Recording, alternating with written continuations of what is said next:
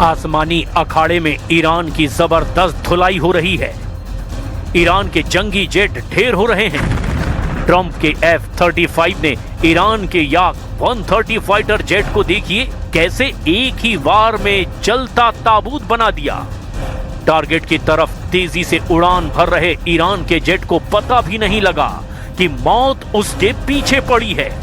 Trump के jet ने target lock कर जैसे ही बटन दबाया, ईरान का फाइटर आग का गोला बन गया।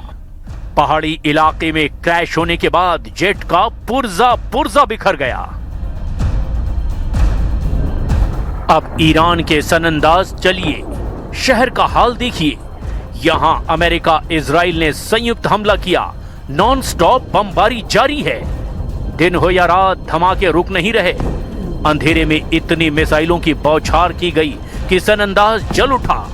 विस्फोट इतने भयानक हो रहे हैं कि आग की लपटें आसमान छू रही है। बाहुल सनंदाज में दिन के वक्त सिर्फ सायरन का शोर है।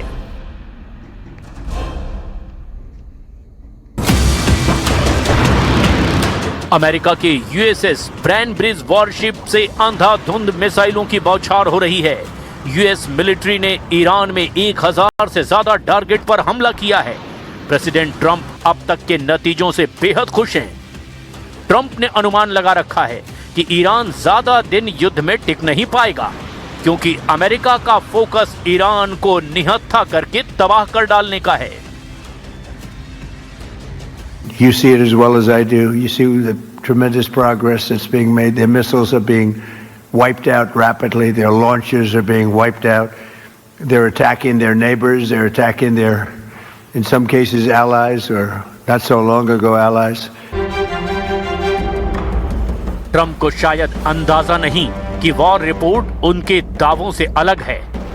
मीडिया रिपोर्ट ट्रंप की टीम में सिर्फ फुटअव्वल बता रही है। ईरान की जमीन पर अमेरिकी सेना भेजने पर अब अमेरिका में मतभेद बढ़ने लगे हैं। अमेरिका के रक्षा मंत्री हेग्सेथ और विदेश मंत्री मार्को रूबियो के बीच में तीखी तकरार की खबर है। मिडिल ईस्ट से आई खबर के मुताबिक रक्षा मंत्री हेग्सेथ चाहते हैं कि ईरान में मिलिट्री की तैनाती जल्द की जाए। वहीं मार्को रूबियो लंबे समय तक चलने वाले युद्ध का विरोध कर रहे हैं। युद्ध में जीत तब तक नहीं मानी जाती जब तक सेना जमीन पर नहीं उतरती। इसीलिए अमेरिका के रक्षा मंत्री मिलिट्री तैनाती पर जोर दे रहे हैं। लेकिन दल हकीकत यह है कि जमीन पर जब युद्ध होगा तो ईरान भारी पड़ सकता है। फिलहाल ईरान सिर्फ 2 हथियारों से युद्ध में टिका हुआ है, एक घातक मिसाइलें और दूसरा ड्रोन फायर पावर। ईरान ने अमेरिका को मदद पहुंचा रहे 12 देशों को इन्हीं दोनों हथियारों से धो डाला है। कतर में अमेरिका के अल-उदैद सैन्य अड्डे का ईरान ने क्या हाल किया, जरा ये उसकी तस्वीर देख लीजिए। ये खाड़ी देशों में अमेरिका का सबसे पावरफुल अड्डा है। एक मायने में इसे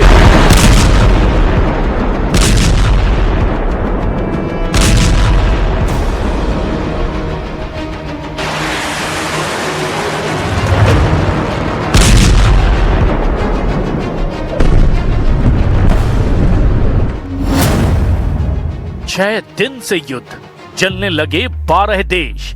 खामनेई का खैबर युद्ध अभी बाकी है।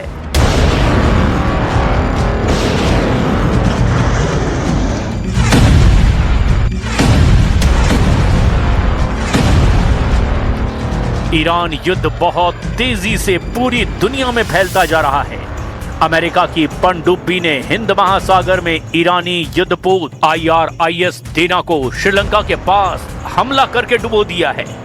हमले में अब तक 87 ईरानी नौसैनिक मारे गए हैं। दावा किया जा रहा है कि दूसरे विश्व युद्ध के बाद से अमेरिकी नौसेना का किसी भी देश की नौसेना पर सबसे बड़ा और घातक हमला है।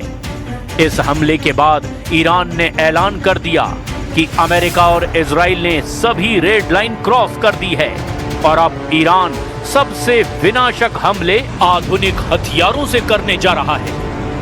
दावा किया जा रहा है कि इजराइल के शिमोन पेरेस नेवेक परमाणु अनुसंधान केंद्र, जिसे डिमोना के नाम से भी जाना जाता है, उस पर ईरान अपनी हाइपरसोनिक मिसाइलों से किसी भी वक्त हमला कर सकता है। और अगर ऐसा हुआ तो आधी दुनिया विनाश के मुंह में समा सकती है।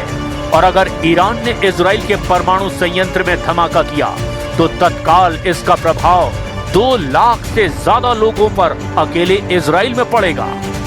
अब हम आपको दिखाने जा रहे हैं कि अमेरिका और इजराइल के तांडव का सामना कर रहा ईरान कैसे अब ऐसे युद्ध में समा जाता है जहां ईरान के सर्वनाश के साथ साथ मिडिल ईस्ट में भीषण तबाही साफ नजर आ रही है।